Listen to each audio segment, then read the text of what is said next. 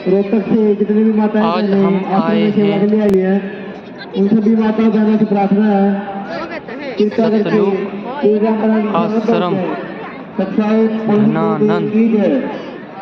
हरियाणा में आप देख सकते हैं ये यहाँ पर पार्क है।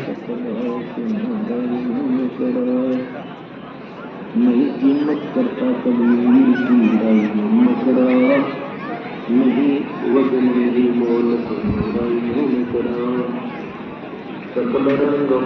एक इस साइड भी पार्क है जहाँ पर आप देख सकते हैं।